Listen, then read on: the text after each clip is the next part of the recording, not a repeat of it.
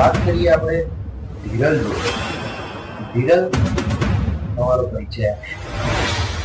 નમસ્કાર, મારું નામ ધીરલ છે અને ધીર માર્કેટિંગ કંપની છે મારી, અને હું એમાં ઇન્સ્યોરન્સ અને લોનનું કામ કરું છું. ધીરલ, જે ઇન્સ્યોરન્સ હોય છે એ ઇન્સ્યોરન્સ કયા પ્રકારના? ઓલ ટાઈપ ઓફ ઇન્સ્યોરન્સ હોય છે. 2 વ્હીલર છે, 4 વ્હીલર છે, હેલ્થ ઇન્સ્યોરન્સ છે, લાઈફ ઇન્સ્યોરન્સ છે, મરીન ઇન્સ્યોરન્સ, ઘણા બધા પ્રકારના ઇન્સ્યોરન્સ હોય છે. ધીરલ, આ ઇન્સ્યોરન્સ કઈ રીતે લોકો લઈ શકે છે?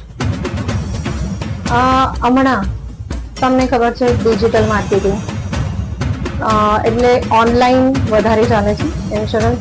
ઓનલાઈન ઇન્સ્યોરન્સ લઈ શકો તમે, એજન્ટ થ્રુ લઈ શકો, યા કંપની થ્રુ, જે બી કંપની છે એના થ્રુ ઇન્સ્યોરન્સ ઇઝીલી મળી શકે છે. આજે ઇન્સ્યોરન્સ હોય છે ઇઝીલી કઈ રીતે પાસ થતા હોય?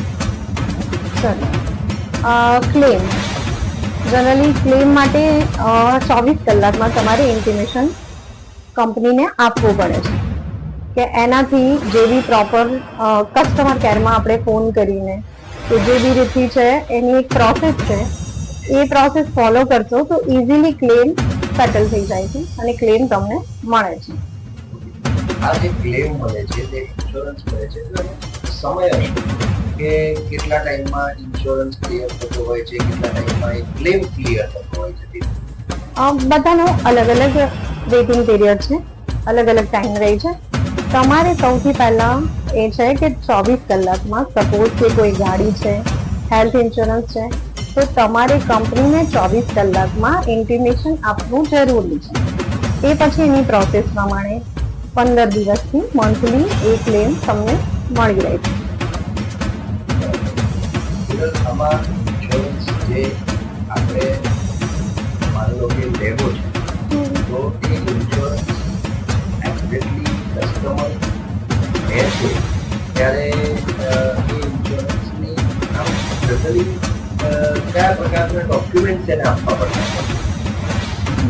ડોક્યુમેન્ટ્સમાં પાન કાર્ડ, આધાર કાર્ડ છે, મેલ આઈડી છે, મોબાઈલ નંબર છે, એ બધી ડિટેલ્સ છે, બેંક ડિટેલ્સ એની, કારણ કે ક્લેમ આવ્યો તો બેંકમાં રિફંડ જે બી છે એ મળે, એટલે એ બધા કેવાયસી, બેઝિક કેવાયસી ઇમ્પોર્ટન્ટ છે. એટલે બહુ આમ હાર્ડ ડોક્યુમેન્ટ નથી, આમ નોર્મલ ડોક્યુમેન્ટ છે કે જેથી એ ડોક્યુમેન્ટ દરેક લોકો જે દરેક જોડે હોય જ. બરાબર છે, એટલે કોઈ વિશેષ પ્રકારના ડોક્યુમેન્ટ ની જરૂર નથી. બરાબર છે, એટલે એ ડોક્યુમેન્ટ આપીને આપણે ઇઝીલી ઇન્સ્યોરન્સ લઈ શકીએ.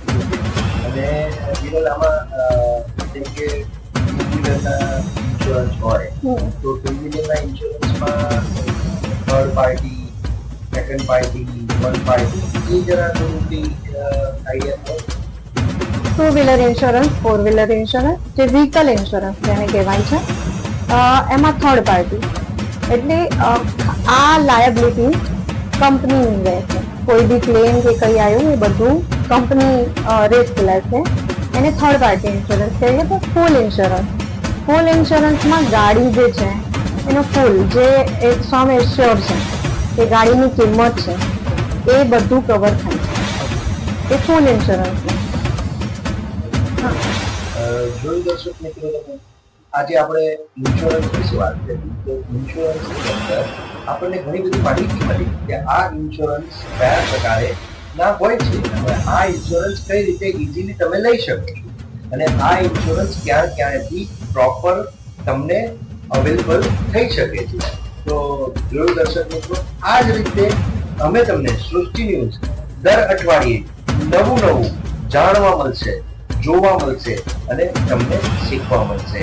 અમારી ચેનલને સબસ્ક્રાઇબ કરો, ફોલો કરો અને શેર કરો. સૃષ્ટિ ન્યૂઝ, અમદાવાદ.